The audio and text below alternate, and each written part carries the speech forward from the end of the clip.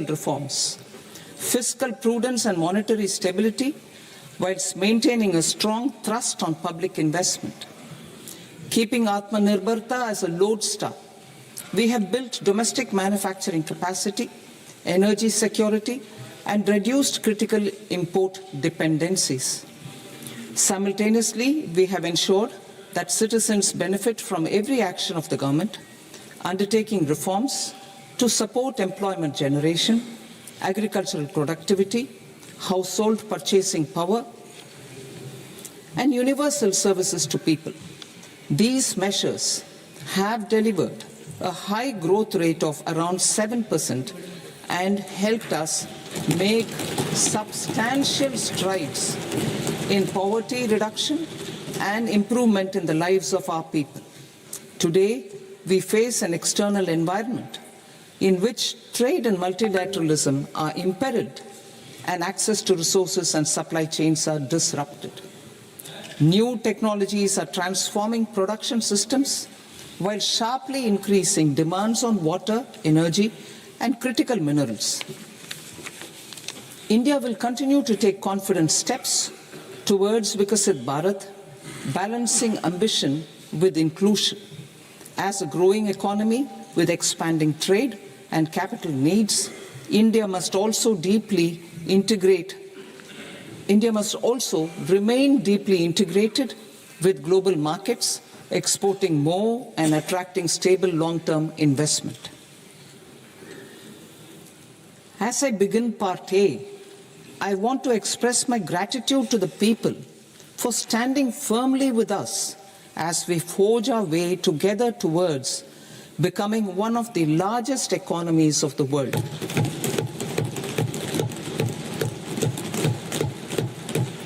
Our aim is to transform aspiration into achievement and potential into performance as we ensure that the dividends of growth reach every farmer, the scheduled caste, the scheduled tribes, the nomads, the youth, the poor, and the women. In Vikasit Bharat Young Leaders Dialogue 2026, several innovative ideas were shared with our Prime Minister, which have inspired many of the proposals, making this a unique Yuva Shakti-driven budget. Our government's sankalp is to focus on our poor, underprivileged, and the disadvantaged. To deliver on this sankalp, and given that this is the first budget prepared in Kartavya Bhavan, we are inspired by three Kartavya. Our first Kartavya is to accelerate and sustain economic growth by enhancing productivity and competitiveness and building resilience to volatile global dynamics. Our second Kartavya is to fulfill aspirations of our people and build their capacity, making them strong partners in India's path to prosperity. Our third Kartavya, aligned with our vision of Sabka Saath, Sabka Vikas, is to ensure that every family, community, region, and sector has access to resources, amenities, and opportunities for meaningful participation. This threefold approach requires a supportive ecosystem. The first requirement is to sustain the momentum of structural reforms, continuous, adaptive, and forward-looking. Second, a robust and resilient financial sector is central to mobilizing savings, allocating capital efficiently, and managing risks.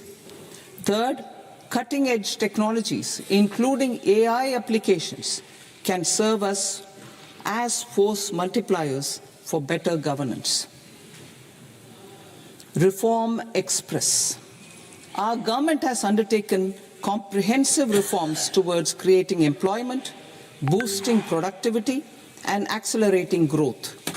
After the Prime Minister's announcement on Independence Day in 2025, Over 350 reforms have been rolled out. This includes GST simplification, notification of labor codes, and rationalization of mandatory quality control orders. High-level committees have been formed, and in parallel, the central government is working with the state governments on deregulation and reducing compliance requirements. The Reform Express is well on its way and will maintain its momentum to help us fulfill our kartavya. I now move to specific proposals. Under our first kartavya, to accelerate and sustain economic growth, I propose interventions in 6 areas. 1. Scaling up manufacturing in 7 strategic and frontier sectors. 2. Rejuvenating legacy industrial sectors. 3. Creating champion MSMEs. 4. Delivering a powerful push for infrastructure. 5. Ensuring long-term security and stability. And 6. Developing city economic regions. Scaling up of manufacturing in 7 strategic and frontier sectors. Biopharma Shakti, meaning biopharma strategy for health advancement through knowledge, technology, and innovation. India's disease burden is observed to be shifting towards non-communicable diseases like diabetes, cancer, and autoimmune disorders. Biologic medicines are key to longevity and quality of life at affordable costs. To develop India as a global biopharma manufacturing hub,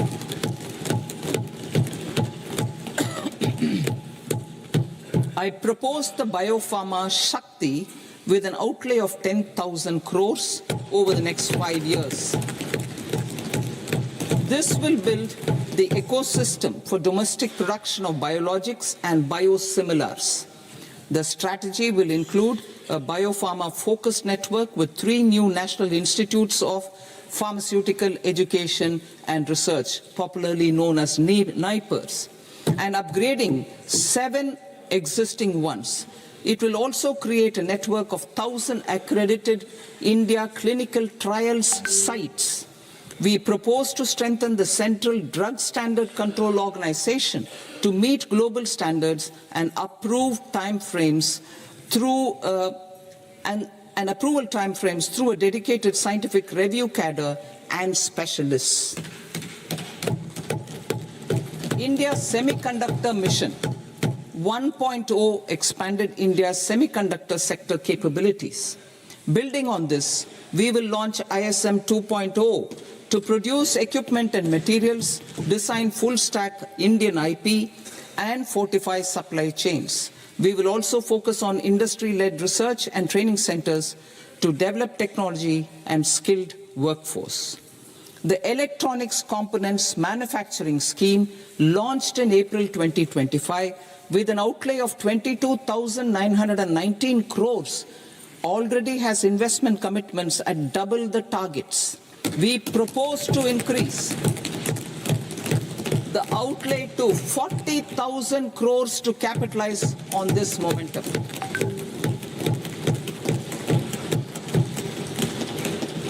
A scheme for rare earth permanent magnets was launched in 2025 November. We now propose to support the mineral-rich states of Odisha, Kerala, Andhra Pradesh, and Tamil Nadu to establish dedicated rare earth corridors to promote mining, processing, research, and manufacturing. To enhance domestic chemical production and reduce import dependency, we will launch a scheme to support states in establishing 3 dedicated chemical parks through challenge route on a cluster-based plug-and-play model. Strong capital goods.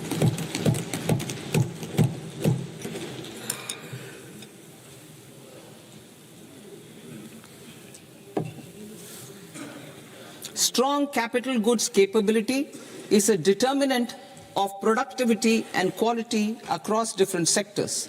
Towards building this capacity, I propose the following. High-tech tool rooms will be established by central public sector enterprises at 2 locations as digitally enabled automated service bureaus that locally design, test, and manufacture high-precision components at scale and at lower cost. 2. A scheme for enhancement of construction and infrastructure equipments will be introduced to strengthen domestic manufacturing of high-value and technologically advanced CIE. This can range from lifts in a multi-storied apartment or firefighting equipment in multiplexes, large or small, and to tunnel boring equipments for building metros and high-altitude roads. I also propose a scheme for container manufacturing to create a globally competitive container manufacturing ecosystem with a budgetary allocation of 10,000 crores over a 5-year period. For the labor-intensive textile sector, I propose an integrated program with 5 subparts. 1. The National Fiber Scheme for Self-Reliance in Natural Fibers, such as silk, wool, and jute, man-made fibers, and new-age fibers. Textile expansion and employment scheme to modernize traditional clusters with capital support for machinery, technology upgradation, and common testing and certification centers. 3. The National Handloom and Handicraft Program to integrate and strengthen existing schemes and ensure targeted support for weavers and artisans. Tex Eco Initiative to promote globally competitive and sustainable textiles and apparels. Samarth 2.0 to modernize the upgrade the textile skilling ecosystem through collaboration with industry and academic institutions.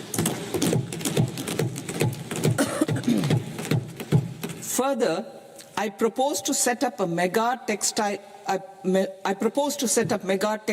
parks in challenge mode. They can also focus on bringing value addition to technical textiles. I propose to launch the Mahatma Gandhi Gram Swaraj initiative to strengthen khadi, handloom, and handicrafts. This will help in global market linkage and branding. It will streamline and support training, skilling, quality of process, and production. This will benefit our weavers, village industries, one district, one product, ODOP initiative, and also our rural youth. India has the potential to emerge as a global hub for high-quality, affordable sports goods. I propose a dedicated initiative for sports goods that will promote manufacturing, research, and innovation in equipment design as well as material sciences. Rejuvenation of legacy industrial clusters. I propose to introduce a scheme to revive 200 legacy industrial clusters to improve their cost competitiveness and efficiency through infrastructure and technology upgradation. Creating champion SMEs and supporting micro enterprises. Recognizing MSMEs as a vital engine of growth, I propose a 3-pronged approach to help them grow as champions. Equity support. I propose to introduce a dedicated 10,000 crores SME growth fund to create future champions, incentivizing enterprises based on select criteria. I also propose to top up the Self-Reliant India Fund set up in 2021 with 2,000 crores to continue support to micro enterprises and maintain their access to risk capital. Liquidity support. With TREDS, more than 7 lakh crore has been made available to MSMEs. To leverage its full potential, I propose 4 measures. 1.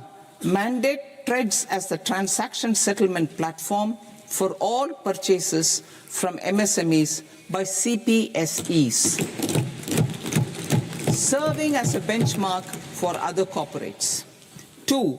Introduce a credit guarantee support mechanism through CGT-MSE for invoice discounting on TREDS platform.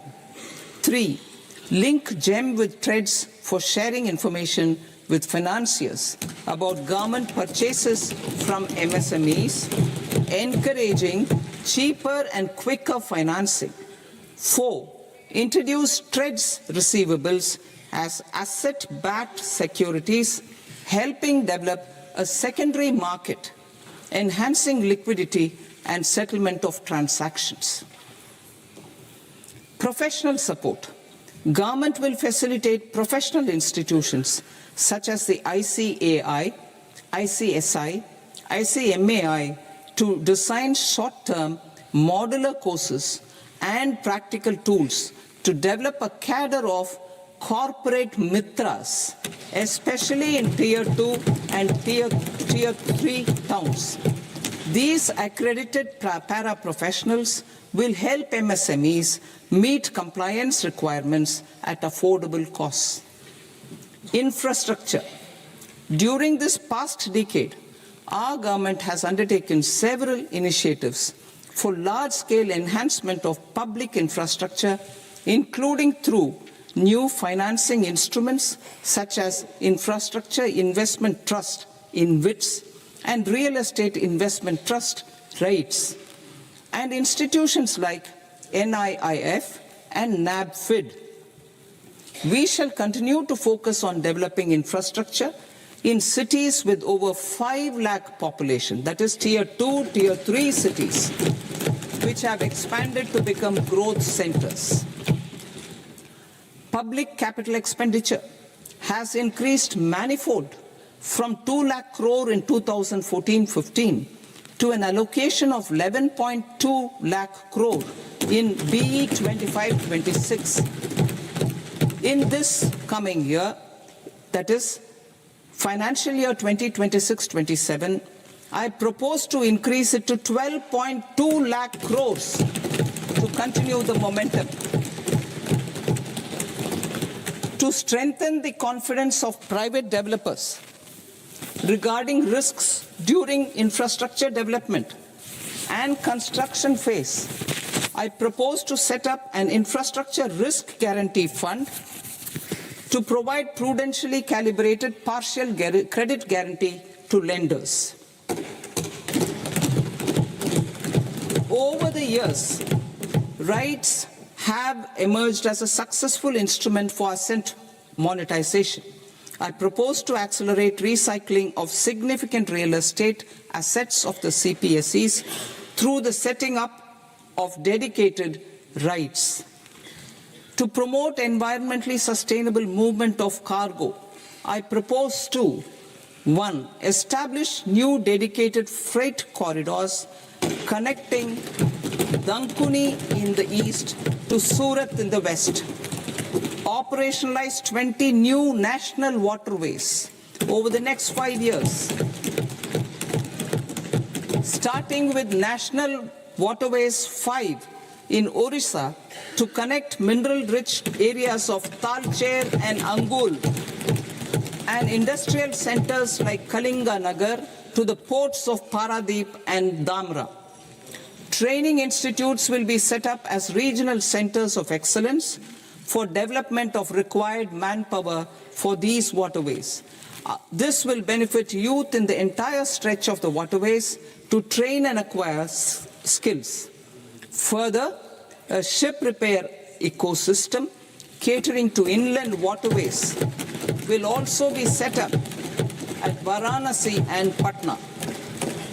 And C, launch a coastal cargo promotion scheme for incentivizing a modal shift from rail to road to increase the share of inland waterways and coastal shipping from 6% to 12% by 2047.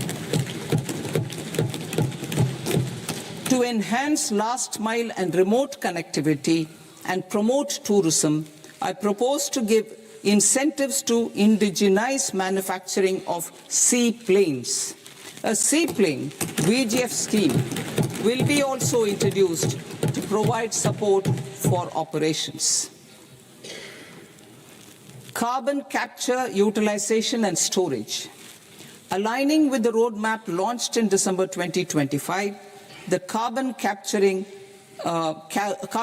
utilization and storage technologies at scale will achieve higher readiness and in end-use application across 5 industrial sectors, including power, steel, cement, refineries, and chemicals. An outlay of 20,000 crore is proposed over the next 5 years for this purpose. City economic regions. Cities are India's engines of growth, innovation, and opportunities. We shall now focus on Tier 2, Tier 3 cities, and even temple towns, which need modern infrastructure and basic amenities. This budget aims to further amplify the potential of cities to deliver the economic power of agglomerations by mapping city economic regions based on their specific growth drivers. An allocation of 5,000 crore per CER over 5 years is proposed for implementing their plans through a challenge mode with a reform-cum-result-based financing mechanism. In order to promote environmentally sustainable passenger systems, we will develop 7 high-speed rail corridors between cities as growth connectors, namely Mumbai to Pune, Pune to Hyderabad, Hyderabad to Bengaluru, Hyderabad to Chennai, Chennai to Bengaluru, Delhi to Varanasi, Varanasi to Siliguri.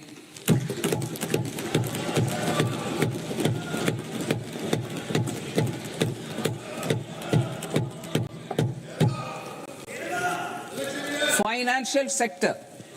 The Indian banking sector today is characterized by strong balance sheet, historic highs in profitability, improved asset quality, and coverage exceeding 98% of villages in the country. At this juncture, we are well placed to futuristically evaluate the measures needed to continue on the path of reform-led growth of this sector. I propose setting up a high-level committee on banking for Vikasit Bharat. High-level committee on banking for Vikasit Bharat to comprehensively review the sector and align it with India's next phase of growth while safeguarding financial stability, inclusion, and consumer protection. The vision for NBFCs for Vikasit Bharat has been outlined with clear targets for credit disbursement and technology adoption in order to achieve scale and improve efficiency in the public sector NBFCs.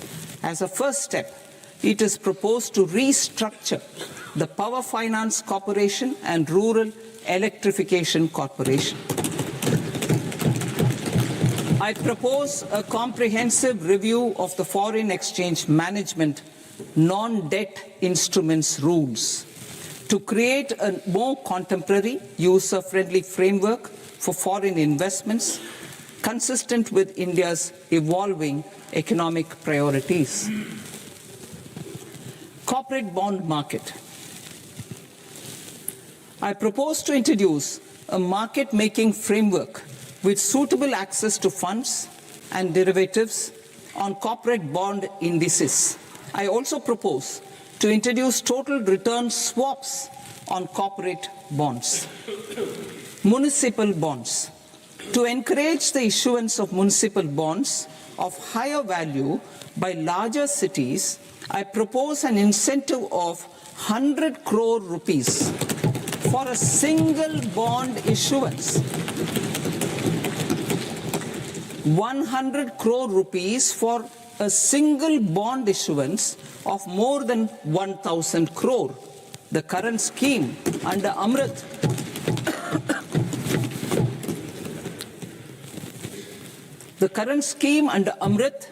which incentivizes issuances up to 200 crores only, will also continue to support smaller and medium towns. That will also continue to support the smaller and medium towns. Ease of doing business.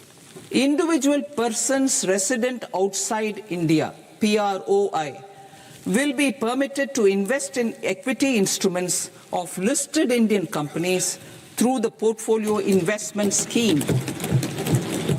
It is also proposed to increase the investment limit for an individual PROI under the scheme from 5% to 10%, with an overall investment limit for all individual PROIs to 24% from the current 10%.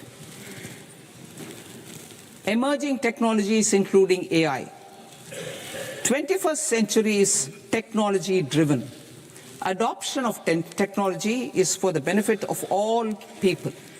Farmers in the field, women in STEM, youth keen to upskill, and Divyangjan to access newer opportunities. The government has taken several steps to support new technologies through AI Mission, National Quantum Mission, Anusandhan National Research Fund, and Research and Development and Innovation Fund. Our second kartavya is to fulfill aspirations and build capacities. Close to 25 crore individuals have come out of multi-dimensional poverty through a decade of our government's sustained and reform-oriented efforts.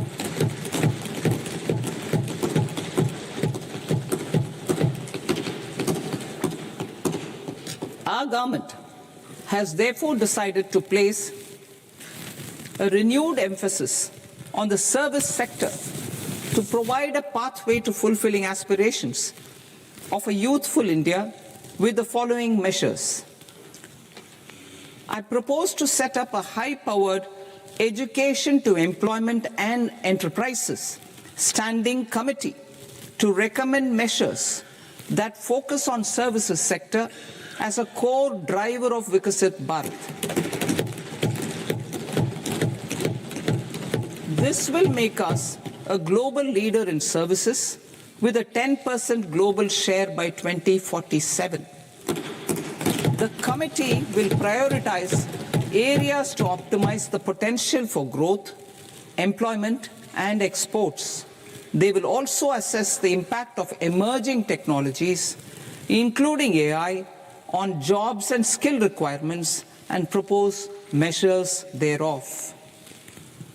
To create a range of skilled career pathways, a new range of skilled career pathways for our youth, I propose interventions in the following sectors. Health. Existing institutions for allied health professionals will be upgraded and new AHP institutions established in private and government sectors. This will cover 10 selected disciplines, including optometry, radiology, anesthesia, OT technology, applied psychology, and behavioral health, and add 1 lakh AHPs over the next 5 years.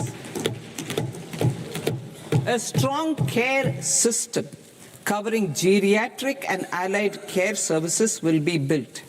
A variety of NSQF-aligned programs will be developed to train multi-skilled caregivers, combining core care and allied skills such as wellness, yoga, and operation of medical assistive devices. In the coming year, 1.5 lakh caregivers will be trained.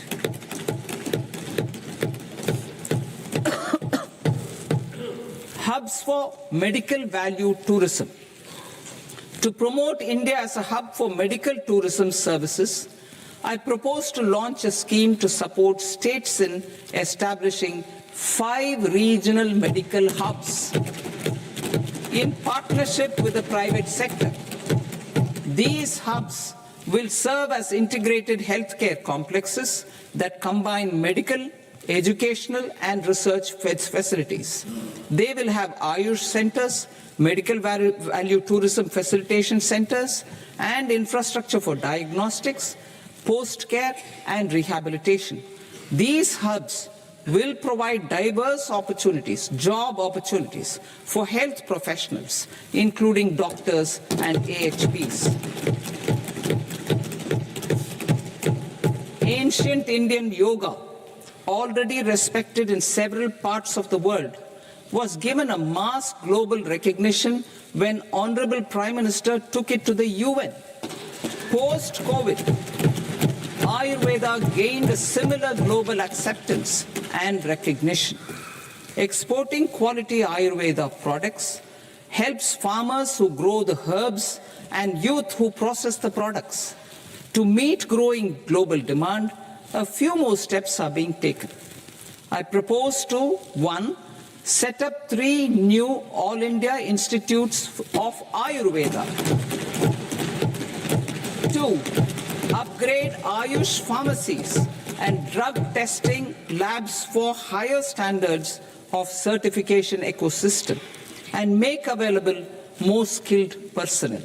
3, upgrade the WHO Global Traditional Medicine Center in Jamnagar to bolster evidence-based research, training and awareness for traditional medicine. Animal husbandry. Livestock contributes to close to 16% of farm income, including of poor and marginal households. To scale up availability of veterinary professionals by more than 20,000, I propose to roll out a loan-linked capital subsidy support scheme for establishment of veterinary and para-veterinary colleges, veterinary hospitals, diagnostic laboratories, and breeding facilities in private sector. Collaboration between Indian and foreign institutions will also be facilitated. Orange economy. India's animation, visual effects, gaming and comics sector, AVGC sector, is a growing industry projected to require 2 million professionals by 2030. I propose to support the Indian Institute of Creative Technologies, Mumbai, in setting up AVGC content creator labs in 15,000 secondary schools all over the country and 500 colleges. The Indian design industry is expanding rapidly, and yet there is a shortage of Indian designers. I propose to establish, through Challenge Route, a new National Institute of Design to boost design education and development in the eastern region of India. Education. Our government will support states through Challenge Route in creating 5 university townships in the vicinity of major industrial and logistics corridors. These planned academic zones will host multiple universities, colleges and research institutions, skill centers and residential complexes. In higher education, STEM institutions, prolonged hours of study and laboratory work pose some challenges for girl students. Through VGF, viability gap funding and capital support, 1 girls' hostel will be established in every district.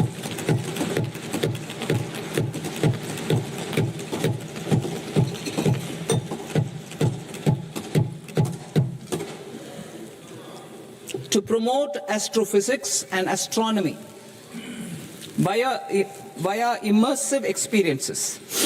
4 telescope infrastructure facilities will be set up or upgraded. The National Large Solar Telescope, the National Large Optical Infrared Telescope, the Himalayan Chandra Telescope, and the Cosmos 2 Planetarium. Tourism. The tourism sector has the potential to play a large role in the employment generation, forex earnings, and expanding the local economy. I propose to set up a National Institute of Hospitality by upgrading the existing National Council for Hotel Management and Catering Technology. It will function as a bridge between academia, industry, and government. I also propose a pilot scheme for upskilling 10,000 guides in 20 iconic tourist sites through a standardized, high-quality, 12-week training course in hybrid mode in collaboration with the Indian Institute of Management. A national destination digital knowledge grid will be established to digitally document all places of significance, cultural, spiritual, and heritage. This initiative will create a new ecosystem of jobs for local researchers, historians, content creators, and technology partners. India has the potential and opportunity to offer world-class trekking and hiking experience. We will develop ecologically sustainable mountain trails in Himachal Pradesh, Uttarakhand, and Jammu Kashmir. Also in Araku Valley in the Eastern Ghats and Podigai Malai in the Western Ghats.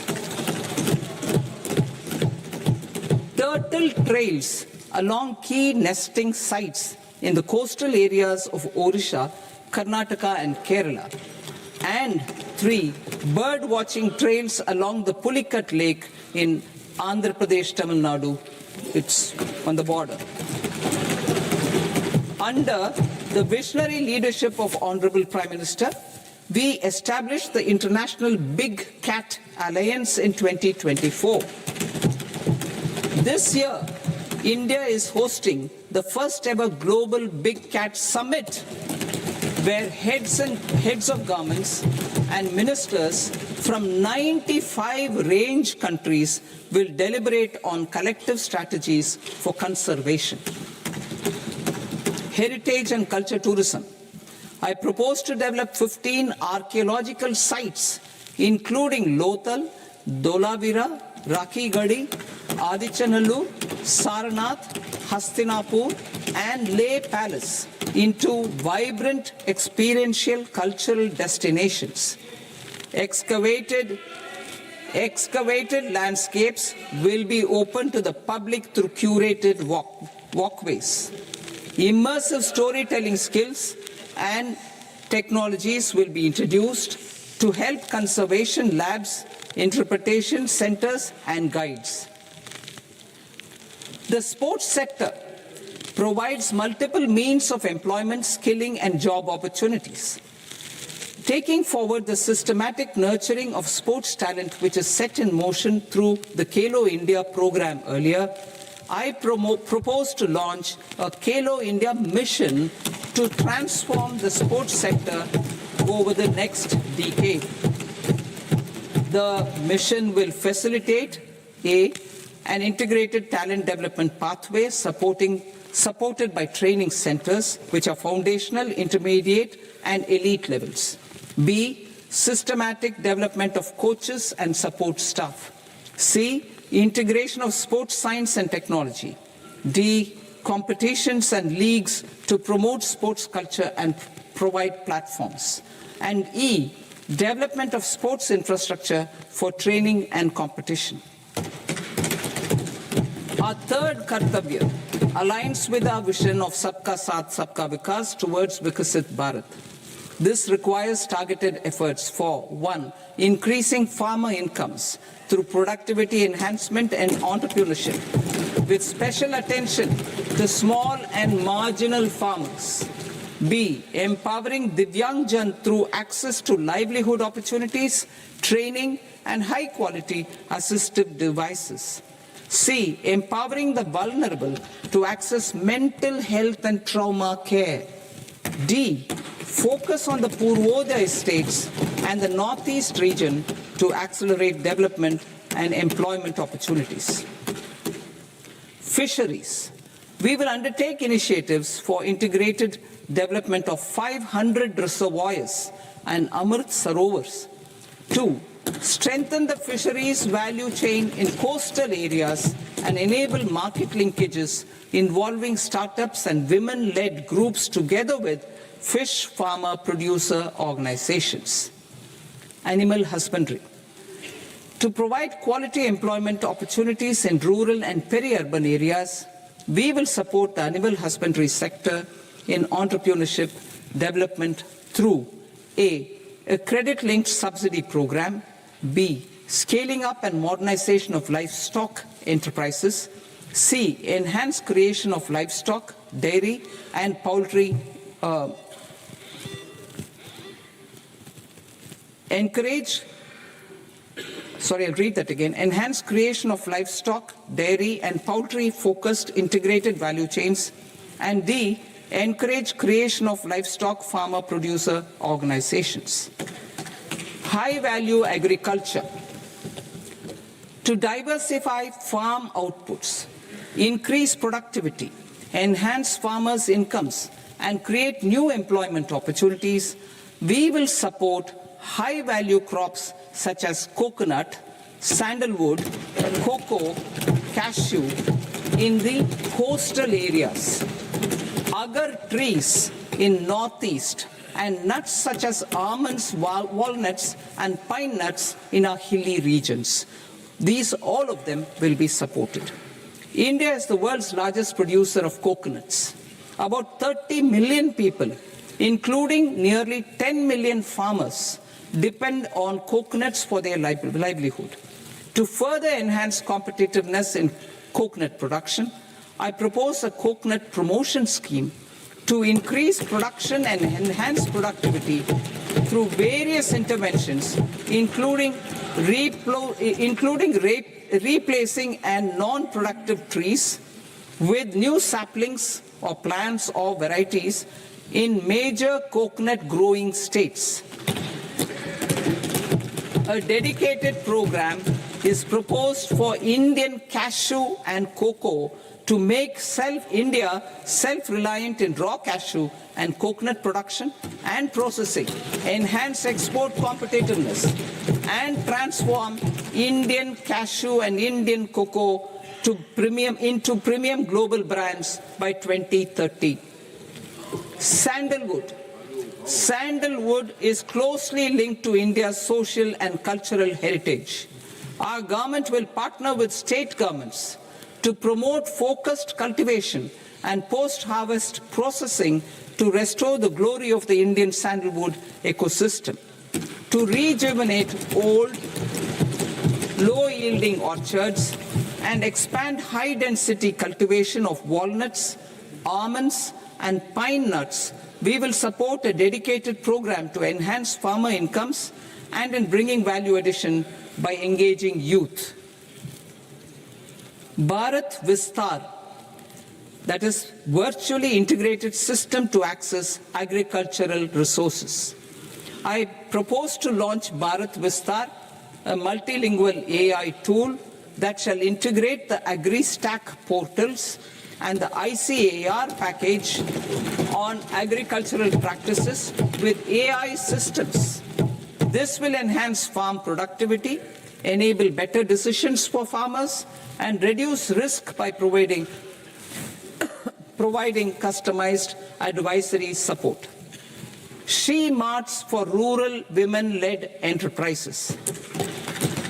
Building on the success of Lakpati Didi program, I propose to help women take the next step from credit-linked livelihoods to being owners of enterprises, self-help entrepreneur, she, marts will be set up as community-owned retail outlets within the cluster-level federations through enhanced and innovative financing instruments. Empowering Divyangjan. Divyangjan Kaushal Yojana. Information technology, AVGC sectors, hospitality and food and beverages sectors often offer task-oriented and process-driven roles which are suitable for Divyangjan. We will ensure dignified livelihood opportunities through industry-relevant and customized training specific to each Divyangjan group. Divyang Sahara Yojana. Timely access to high-quality assistive devices for all eligible Divyangjan is a fundamental need. I propose to 1. Support the Artificial Limbs Manufacturing Corporation of India, ALIMCO, to set up and to scale up production of assistive devices, invest in R&D and AI integration, strengthen PM Divyasha Kendras, and support setting up of assistive technology marts as modern retail style centers where Divyangjan and senior citizens can see, try and purchase assistive products. Reaffirming our commitment to mental health and trauma care. There are no national institutes for mental health care in North India. We will therefore set up a NIMHANS 2 and also upgrade national mental health institutes in Ranchi and in Tezpur as regional apex institutions. Emergencies expose families, particularly the poor and vulnerable, to unexpected expenditure. We will strengthen and increase these capacities by 50% in district hospitals by establishing emergency and trauma care centers. Focus on Purvodaya states and northeastern regions. Purvodaya. I propose the development of an integrated East Coast industrial corridor with a well-connected node at Durgapur, creation of 5 tourism destinations in 5 Purvodaya states, and the provision of 4,000 e-buses. Buddhist sites in northeastern region. The northeastern region is a civilizational confluence of Theravada and Mahayana or Vajrayana traditions. I propose to launch a scheme for development of Buddhist circuits in Arunachal Pradesh, Sikkim, Assam, Manipur, Mizoram, and Tripura. The scheme will cover preservation of temples and monasteries, pilgrimage interpretation centers, connectivity, and pilgrim amenities. 16th Finance Commission. On 17th November 2025, the 16th Finance Commission submitted its report to the President. As mandated under Article 281 of the Constitution, the government is to lay the report along with the explanatory memorandum on the action taken report on the recommendations of the Commission in Parliament, which, Sir, Honourable Speaker, you've allowed me to do at the commencement of this session. The government has accepted the recommendation of the Commission to retain the vertical share of devolution at 41%. As recommended by the Commission, I have provided 1.4 lakh crores of rupees to the states for the year 2026-2027 as Finance Commission grants. These include rural and urban local body and disaster management grants. Fiscal consolidation. Government has been delivering on our fiscal commitments consistently without compromising on social needs. To strive towards accepted standards of fiscal management in Budget 25-26, I had indicated that the central government would target reaching a debt-to-GDP ratio of 50 plus or minus 1% by 2030-31. In line with this, the debt-to-GDP ratio is estimated to be 55.6% of GDP in BE 26-27, compared to 56.1% of GDP in RE 25-26. A declining debt-to-GDP ratio will gradually free up resources for priority sector lending and expenditure by reducing the outgo on interest payments. One of the main operational instruments for debt targeting is the fiscal deficit. I am happy to inform this august House that I fulfilled my commitment made in 2021-2022 to reduce fiscal deficit below 4.5% of GDP by 25-26. In RE 25-26, the fiscal deficit has been estimated at par with BE of 2025-26 at 4.4% of GDP. In line with the new fiscal prudence path of debt consolidation, the fiscal deficit in BE 26-27 is estimated to be 4.3% of the GDP.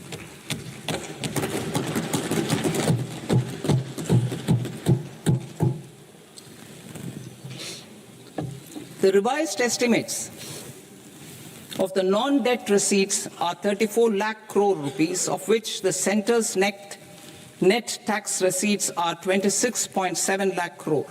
The revised estimate of the total expenditure is 49.6 lakh crore rupees, of which the capital expenditure is about 11 lakh crores. Budget estimates 2026 to 2027. Coming to 26-27, the non-debt receipts and the total expenditure are estimated as 36.5 lakh crore and 53.5 lakh crore respectively. The centre's net tax receipts are estimated at 28.7 lakh crore rupees. To finance the fiscal deficit, the net market borrowings from dated securities are estimated at 11.7 lakh crore rupees.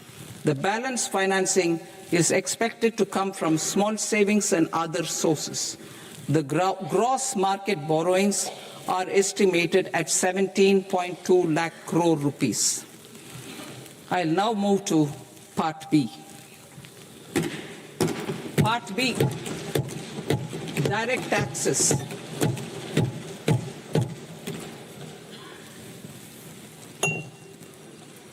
Honorable Speaker, sir, I now present my proposals on direct taxes. New Income Tax Act. In July 2024, I announced a comprehensive review of the Income Tax Act 1961. This was completed in a record time, and the Income Tax Act 2025 will come into effect from 1st April 2026. The simplified income tax rules and forms will be notified shortly, giving adequate time to taxpayers to acquaint themselves with its requirements. The forms have been redesigned such that ordinary citizens can comply without difficulty. Ease of living. I propose that any interest awarded by the Motor Accident Claims Tribunal to a natural person will be exempt from income tax, and any TDS on this account will be done away with. I propose to reduce TCS rate on the sale of overseas tour program package from the current 5% and 20% to 2% without any stipulation of amount. I propose to reduce TCS rate for pursuing education and for medical purposes under the Liberalized Remittance Scheme, popularly known as LRS, from 5% to 2%. Supply of manpower services is proposed to be specifically brought within the ambit of payment to contractors for the purpose of TDS to avoid ambiguity. Thus, TDS on these services will be at the rate of either 1% or 2% only. I propose a scheme for small taxpayers wherein a rule-based automated process will enable obtaining a lower or nil deduction certificate instead of filing an application with the assessing officer. For the ease of taxpayer holding securities in multiple companies, I propose to enable depositories to accept Form 15G or Form 15H from the investor and provide it directly to various relevant companies. I propose to extend time available for revising returns from 31st December to up to 31st March with the payment of a nominal fee. I also propose to stagger the timeline for filing of tax returns. Individuals with ITR 1 and ITR 2 returns will continue to file till 31st July, and non-audit business cases or trusts are proposed to be allowed time till 31st August. TDS on sale of immovable property by a non-resident is proposed to be deducted and deposited through resident buyers and his or her PAN-based challan instead of requiring a TAN, which is a temporary accounting number. To address practical issues of small taxpayers like students, young professionals, tech employees, relocated NRIs, and such others, I propose to introduce a one-time 6-month foreign asset disclosure scheme for these taxpayers to disclose income or assets below a certain size. This scheme would be applicable for two categories of taxpayers, namely A, who did not disclose their overseas income or assets, and B, who disclosed their overseas income and or paid due tax but could not declare the asset acquired. For category A, the limit of undisclosed income or asset is proposed to be up to 1 crore rupees. They need to pay 30% of fair market value of asset or 30% of undisclosed income as tax and 30% as additional income tax in lieu of penalty, and would thereby get immunity from prosecution.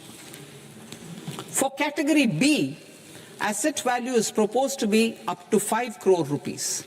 Here, immunity from both penalty and prosecution will be available with a payment of fee of 1 lakh rupees. Rationalizing penalty and prosecution. Multiplicity of proceedings are hindrance to the ease of doing business. I propose to integrate assessment and penalty proceedings by way of a common order for both. There will be no interest liability on the taxpayer on the penalty amount for the period of appeal before the first appellate authority, irrespective of the outcome of appeal process. Further, quantum of prepayment is being reduced from 20% to 10% and will continue to be calculated only on core tax demand. As an additional measure for reducing litigation, I propose to allow taxpayers to update their returns even after reassessment proceedings have been initiated, and an additional 10% tax rate over and above the rate applicable for the relevant year. The assessing officer will then use only this updated return in his proceedings. There is already a framework for immunity from penalty and prosecution in the cases of underreporting.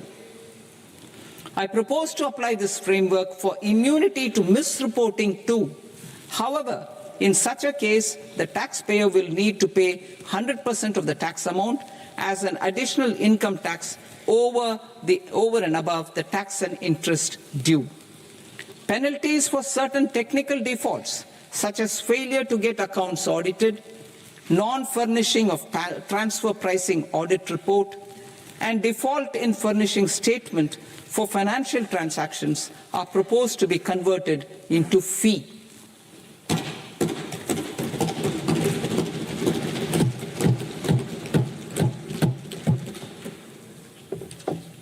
I propose to rationalize prosecution framework under Income Tax Act while maintaining a careful balance for deterrence in some serious offence. Non-production of books of account and documents and requirement of TDS payment where payment is made in kind are being decriminalized. Further, minor offences will attract fine only. The remaining prosecutions will be graded commensurate with the quantum of offence. They will entail only simple imprisonment with maximum imprisonment reduced to 2 years and power to courts to convert even those into fines. There is no penalty.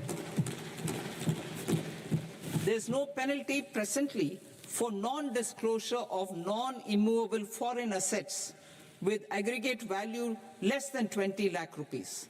I propose to also provide them with immunity from prosecution with retrospective effect from 1/10/2024.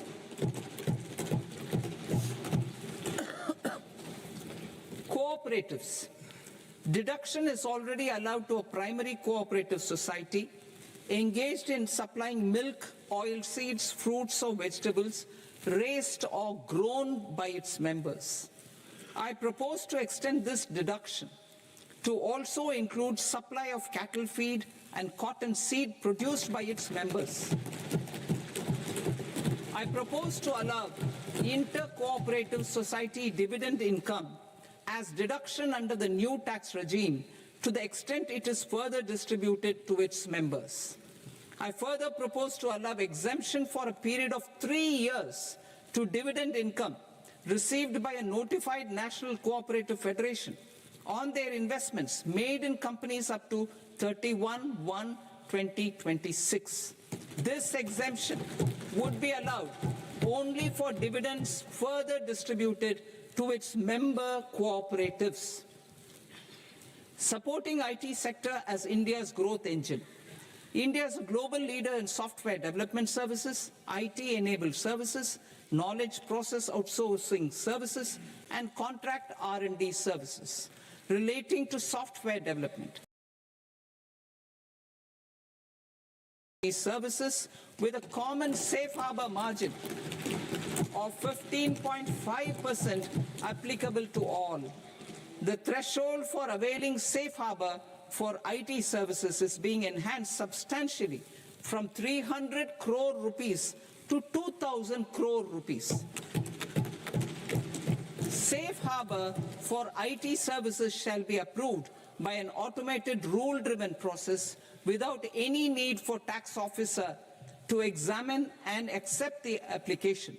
Once applied by an IT services company, the same safe harbor can be continued for a period of 5 years at a stretch at its choice. For IT services companies who want to conclude advanced pricing agreement, APA, I propose to fast-track unilateral APA process for IT services and endeavor to conclude it within a period of 2 years. The period of 2 years can be extended by a further period of 6 months on taxpayers' request. I propose to extend the facility of modified returns available to the entity entering APA to its associated entities also.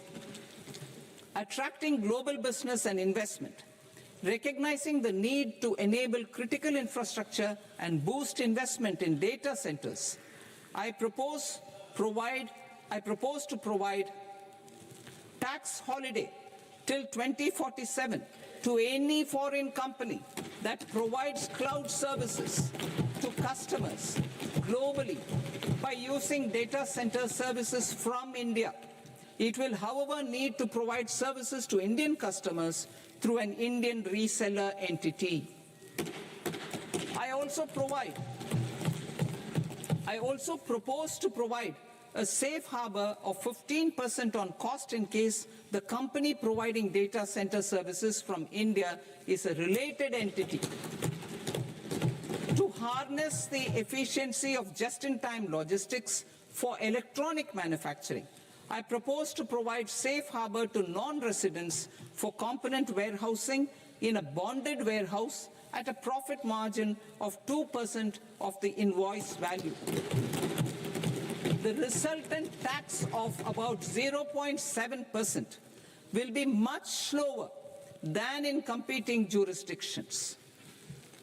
To provide fillip to toll manufacturing in India, I propose to provide exemption from income tax for 5 years to any non-resident who provides capital goods, equipment, or tooling to any toll manufacturer in a bonded zone. To encourage vast pool of global talent to work in India for a longer period of time, I propose to provide exemption to global, non-India sourced income of a non-resident expert for a stay period of 5 years under notified schemes. I propose to provide exemption from minimum alternate tax, the MAT, to all non-residents who pay tax on presumptive basis. Tax administration. I propose to constitute a joint committee of Ministry of Corporate Affairs and Central Board of Direct Taxes for incorporating the requirements of income computation and disclosure standards, the ICDS, in the Indian Accounting Standards, IND AS itself. Separate accounting requirement based on ICDS will be done away with from the tax year 27-28. To support Prime Minister Modi's vision of homegrown accounting and advisory firms to become global leaders, I propose to rationalize the definition of accountant for the purposes of safe harbor rules. Other tax proposals. Change in taxation of buyback was brought in to address the improper use of buyback route by promoters. In the interest of minority shareholders, I propose to tax buyback for all types of shareholders as capital gains. However, to disincentivize misuse of tax arbitrage, promoters will pay an additional buyback tax. This will make effective tax 22% for corporate promoters. For non-corporate promoters, the effective tax will be 30%. TCS rate for sellers of specific goods, namely alcoholic liquor, scrap, and minerals, will be rationalized to 2%, and that on tendu leaves will be reduced from 5% to 2%. I propose to raise the STT on futures to 0.05% from the present 0.02%. STT on options premium and exercise of options are both proposed to be raised to 0.15% from the present rate of 0.1% and 0.125% respectively. We reformed the taxation landscape for corporates in 2019 by providing them a simplified regime with lower tax rate so that they could productively focus on business rather than on claim of deductions and exemptions.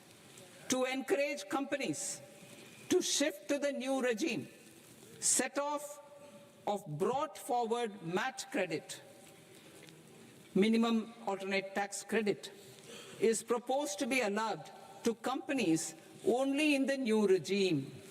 Set off using available MAT credit is proposed to be allowed to an extent of 1/4 of the tax liability in the new regime. MAT is proposed to be made final tax, so there will be no further credit accumulation from 1st April 2026. In line with this change, the rate of final tax is being reduced to 14% from the current MAT rate of 15%. The brought forward MAT credit of taxpayers accumulated till 30th March 2026 will continue to be available to them for set-off as above. Indirect taxes. I shall now take up proposals related to indirect taxes. My proposals for customs and central excise aim to further simplify the tariff structure, support domestic manufacturing, promote export competitiveness, and correct inversion in duty. To continue weeding out long-continuing customs duty exemptions, I propose to remove certain exemptions on items which are being manufactured in India or where the imports are negligible. Similarly, to further simplify the process of ascertaining the rate of duty applicable on a particular item, I propose to incorporate certain effective rates in various customs notifications to the tariff schedule itself. I shall now take up sector-specific proposals. Promotion of exports of marine, leather, and textile products. I propose to increase the limit for duty-free imports of specified inputs used for processing seafoods for export from the current 1% to 3% of FOB value of the previous year's export turnover. I also propose to allow duty-free imports of specified inputs, which is currently available for exports of leather or synthetic footwear, to exports of shoe uppers as well. I propose to extend the time period for export of final product from the existing 6 months to 1 year for exporters of leather or textile garments, leather or synthetic footwear, and other leather products. Energy transition and security. I propose to extend the basic customs duty exemption given to capital goods used for manufacturing lithium-ion cells for batteries to those used for manufacturing lithium-ion cells for battery energy storage systems also. I propose to exempt basic customs duty on import of sodium antimonate for use in manufacture of solar glass. Nuclear power. I propose to extend the existing basic customs duty exemption on imports of goods required for nuclear power projects till the year 2035 and expand it for all nuclear plants irrespective of their capacity. Critical minerals. It is proposed to provide basic customs duty exemption to the import of capital goods required for the processing of critical minerals in India. Biogas blended CNG. I propose to exclude the entire value of biogas while calculating the central excise duty payable on biogas blended CNG. Civil and defense aviation. I propose to exempt basic customs duty on components and parts required for the manufacture of civilian training and other aircrafts. It is proposed to exempt basic customs duty on raw materials imported for the manufacture of parts of aircraft to be used in maintenance, repair, or overall requirements by units in the defense sector. Electronics. To deepen value addition in the consumer electronics sector, I propose to exempt basic customs duty on specified parts used in the manufacture of microwave ovens. Special economic zone. To address the concerns arising about utilization of capacity by manufacturing units in the special economic zones due to global trade disruptions, I propose as a special one-time measure to facilitate sales by eligible manufacturing units in SEZs to the domestic tariff area at concessional rates of duty. The quantity of such sales will be limited to a prescribed proportion of their exports. Necessary regulatory changes will be undertaken to operationalize the measures while ensuring level playing field for the units working in the DTA. Ease of living. To rationalize the customs duty structure for goods imported for personal use, I propose to reduce the tariff rate on all dutiable goods imported for personal use from 20% to 10%. To provide relief to patients, particularly those suffering from cancer, I propose to exempt basic customs duty on 17 drugs or medicines. I propose also to add 7 more rare diseases for the purposes of exempting import duties on personal imports of drugs, medicines, and food for special medical purposes used in their treatment. Customs process. India's role and share in the global trade is poised for a major leap in line with our ambition and journey towards Viksit Bharat. In this regard, I propose many measures for custom processes to have minimal intervention for smoother and faster movement of goods and greater certainty to the trade. Trust-based systems.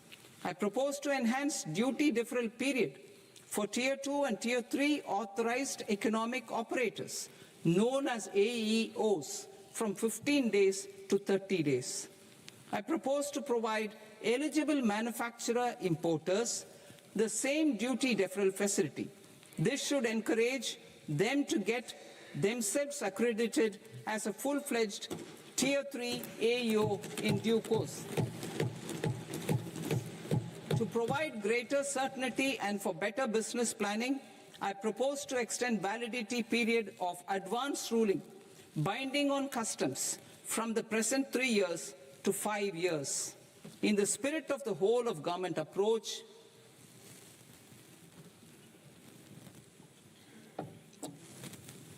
government agencies will be encouraged to leverage AEO accreditation for preferential treatment in clearing their cargo. Regular importers with trusted, long-standing supply chains will be recognized in the risk system so that the need for verification of their cargo every time can be minimized. Export cargo using electronic sealing.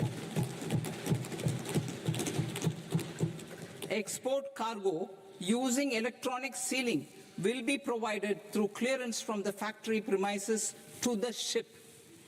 For import of goods not needing any compliance, filing of bill of entry by a trusted importer and arrival of goods will automatically notify customs for completing their clearance formalities. This will enable goods to be released immediately on arrival. The customs warehouse framework will be transformed into a warehouse operator-centric system with a self-declarations, electronic tracking, and risk-based audit. These reforms will move away from the current system of officer-dependent approvals and reduce transaction delays and compliance costs. Ease of doing business. Approvals required for cargo clearance from various government agencies will be seamlessly processed through a single and interconnected digital window by the end of the financial year. Processes involved in clearance of food, drugs, plant, and animal and wildlife products, accounting for about 70% of interdicted cargo, will be operationalized on this system by April 2026 itself. For goods not having any compliance requirement, clearance will be done by customs immediately after online registration is completed by the importer, subject to the payment of duty. customs integrated system will be rolled out in 2 years as a single integrated and scalable platform for all customs processes. Utilization of non-intrusive scanning with advanced imaging and AI technology for risk assessment will be expanded in a phased manner with the objective to scan every container across all the major ports. New export opportunities to support Indian fishermen to fully harness the economic value of marine resources beyond our territorial waters. The following measures will be taken. A. Fish catch by an Indian fishing vessel in exclusive economic zone or on the high seas will be made free of duty. Landing of such fish on foreign port will be treated as export of goods. Safeguards will be put in place to prevent misuse during fish catch, transit, or transshipment. To support aspirations of India's small businesses, artisans, and startups to access global markets through e-commerce, I am pleased to announce complete removal of the current value cap of 10 lakh rupees per consignment on courier exports. In addition, handling of rejected and returned consignments will be improved with effective use of technology for identifying such consignments. I propose to revise provisions governing baggage clearance during international travel to address genuine concerns of passengers. The revised rules will enhance duty-free allowances in line with the present-day travel realities and provide clarity in temporary carriage of goods brought in or taken out. There are honest taxpayers who are willing to settle disputes by paying all their dues, but they get deterred due to negative connotation associated with penalty. They will now be able to close cases by paying an additional amount in lieu of penalty. Honorable Speaker, sir, with this, I commend the budget to this august House. Jai Hind.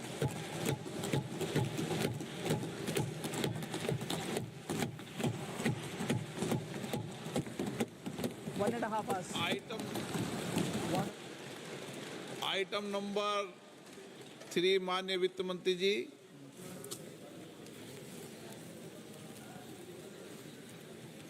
Item number 2, sir. 3.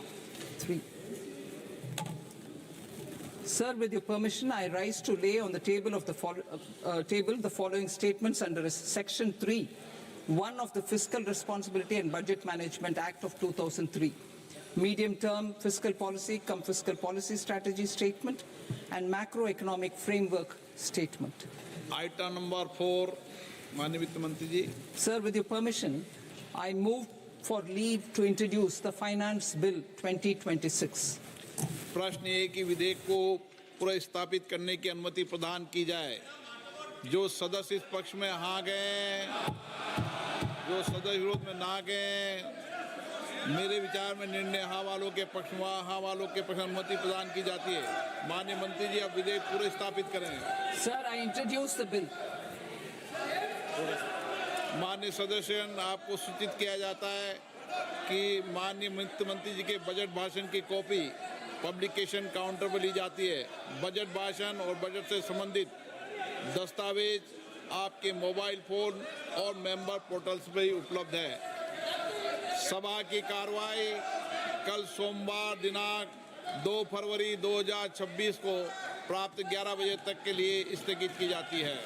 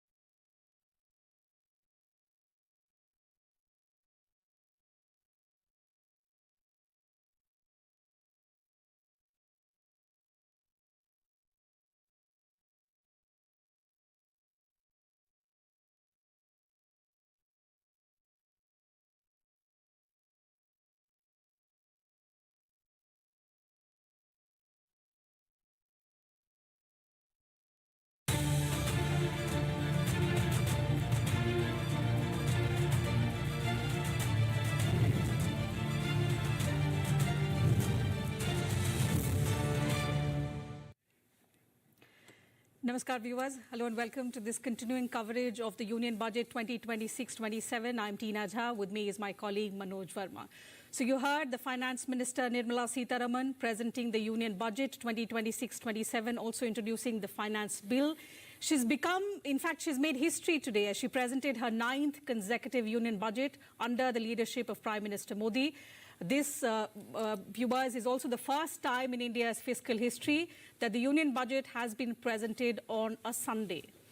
We'll discuss some of the proposals and the key highlights of this budget speech, which extended nearly 1.5 hours, some of the key announcements that the Finance Minister made. In fact, the proposals in the budget, she said, are aimed at boosting growth, meeting people's aspirations, most importantly, enabling inclusive development. So the key highlight of the budget 2026-27 is that India has set a lower fiscal deficit target and higher capex outlay for FY27 with a reforms push. Just to put it into numbers, for the financial year 2027, the capital expenditure has been set at 12.2 lakh crore rupees. The fiscal deficit target has been set at 4.3% of GDP in FY27. In fact, if you heard the Finance Minister, she said she fulfilled her commitment that she made in FY 2022 to reduce the fiscal deficit below 4.5% of the GDP.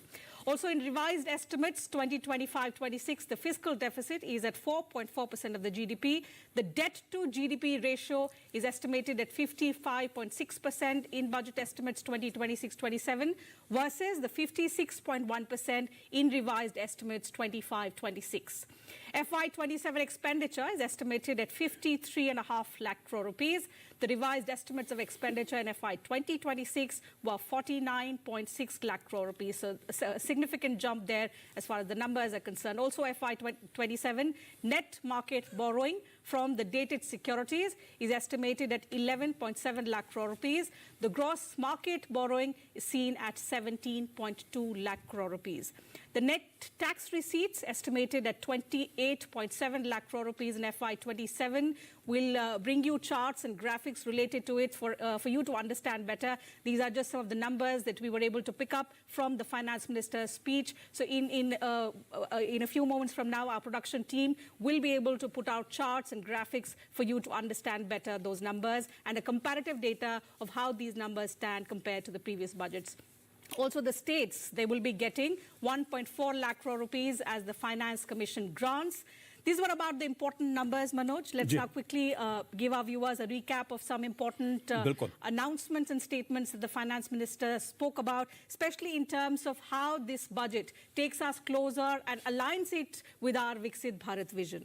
जी बिल्कुल टीना जी, अगर आज के budget की हम बात करें, जिस तरह निर्मला सीतारमण जी ने अपना बजट पेश किया है और 3 कर्तव्य खास तौर से बताए हैं सरकार के, और ये 3 कर्तव्य जो हैं वो विकसित भारत का एक रोड मैप सरकार ने प्रस्तुत किया है देश के सामने कि कैसे सरकार जो है देश की आर्थिक स्थिति को मजबूत करेगी, उसको लेकर काम करेगी। साथ ही जो जन आकांक्षा हैं, मतलब जन आकांक्षाओं से मतलब शिक्षा, स्वास्थ्य, जो आम आदमी से जुड़ी पहलू हैं, उन पर कैसे काम करेगी।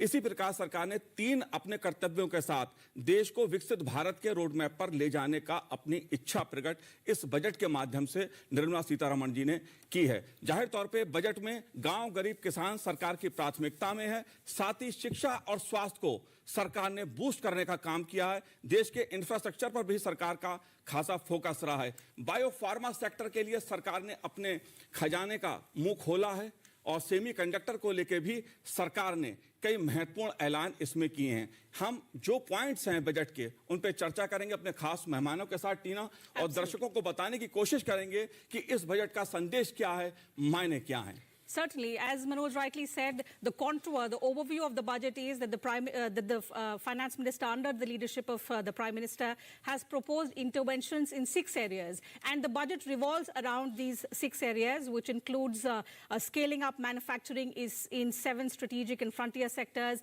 The FM spoke about rejuvenating legacy industrial sectors, creating champion MSMEs, again, key driver of our growth. So special attention has been given to that sector as well. Also delivering a powerful push for infrastructure. So in addition to expanding some of the already existing schemes, there are several key announcements, new announcements that the finance minister has also made in this regard. Ensuring long-term security and stability. And another key dimension that you will find in the budget is developing city economic regions. So we'll discuss with experts who are joining us in the studio. We'll also have industry leaders join us virtually to talk about what they think about the budget and, most importantly, how it aligns with our Viksit Bharat roadmap. Joining us are two guests in the studios. Let's begin the program by introducing them to you. Delighted to welcome Dr. Aman Agarwal, Director, Indian Institute of Finance, and Dr. Sabyasachi Saha, Associate Professor, RIS. Thank you, gentlemen, for joining us on the program. To begin with you, Professor Agarwal, how would you sum up the budget? Let's begin the program with that. No, I think the budget has laid down the path for a $5 trillion economy, and the Viksit Bharat program of the Government of India in terms of introducing not only growth, but also the growth which can be felt by the common man. I think almost all segments of the society have been touched upon. The capex has been kept almost consistent to bring in growth and the stability in the economy, and the fiscal prudence which this government has introduced for almost over a decade now is reaping fruits, as the Honorable Finance Minister also pointed out that her commitment has met grounds of keeping it below 4.5% and targeting further down going forward.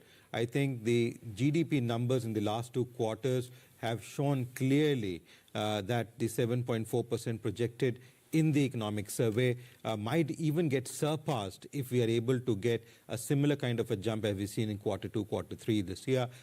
In fact, crossing 7.5 if possible, because all the factors which are there are so positive, giving a positive rebounding effect. And in fact, the budget has laid down a pathway which industry across the globe and within the country looks upon for introducing investments in the country in different segments. And in my opinion, none of the segments, whether it is social sector, rural development, or agriculture, healthcare, education, you talk of a sector, it has been looked upon. Even from a macroeconomic perspective, she has contributed and given not only roads and railways, but even city infrastructure, meeting the AI needs and structures which are there, the latest to be there. She's also talked about employment and how different sectors will induce employment through her schemes which she's proposed in the budget. I think the budget is a way forward beyond, as we say, India is more like an elephant. It is like an elephant which has been added the wings of a jet to go forward at a very fast speed. Like the BrahMos is making a mark globally for India, similarly, this budget will make a mark for this country.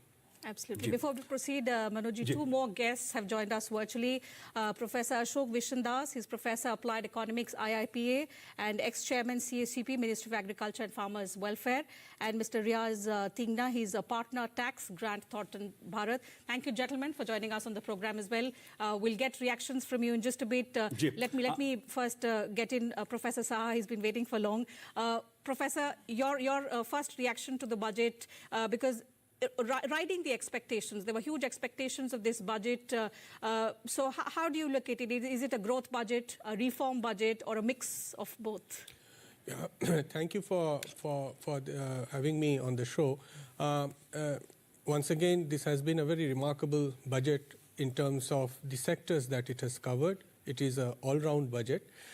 And it must be seen in continuity to the previous budgets, particularly the post-COVID budgets, when we were focusing not only on growth, but also to ensure the supply chain resilience for the economy.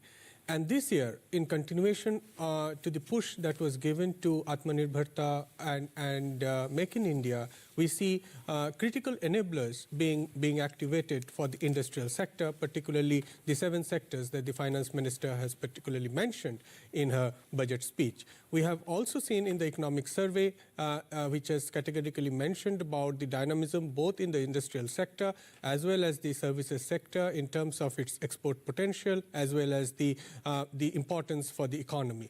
Overall, finance minister has touched upon key enablers for energizing both industrial and the services sector, because those are also the areas where the value addition would come from, along with employment.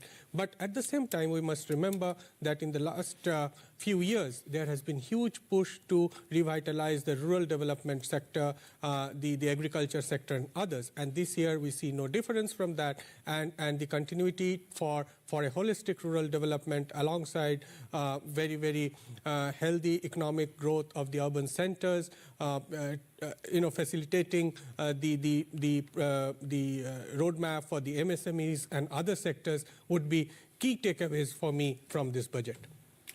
जी बिल्कुल शाहजी, और अगर बात उसकी की जाए, कृषि क्षेत्र की बात की जाए, जाहिर तौर पे सरकार का जो फोकस रहा है वो खेती किसानी पर रहा है, और एआई के जरिए कैसे देश का उत्पादन बढ़ाया जाए, कैसे किसान को और खेती को टेक्नोलॉजी के जरिए मजबूत किया जाए, इस पर फोकस बजट में देखने को मिलता है। डॉक्टर अशोक विशनदास जी, मैं आपसे जानना चाहूंगा इस मुद्दे पर, क्योंकि खेती किसानी सरकार की प्राथमिकता में हमेशा से रही है। पिछले एक दशक में देखा है सरकार ने कई महत्वपूर्ण पहल की हैं देश में उत्पादन बढ़ाने को और किसान को आर्थिक दृष्टि से मजबूत करने के लिए।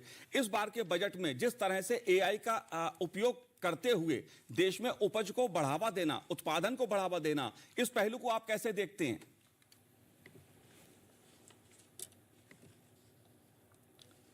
अशोक जी, आप जी, अशोक जी अनम्यूट कीजिए। Sorry. Yeah, I hope I'm audible. जी जी। Yeah. So the two things. One thing I want to make it very clear, because the emphasis is on not just increasing the production but increasing the productivity. These are two different concepts. Earlier, the government used to say until 2014 to increase the production, and increase the production does not necessarily translate into the increasing the income. So that this government has recognized during last 11-12 years that increasing production is not the necessary condition, but increasing productivity does increase the income. So having said that, there's a lot of emphasis in this budget to increase the productivity and production emphasis on those items which are in great demand, because how the farmer get the higher prices is through the demand, not simply increasing the production. There are a large number of cases in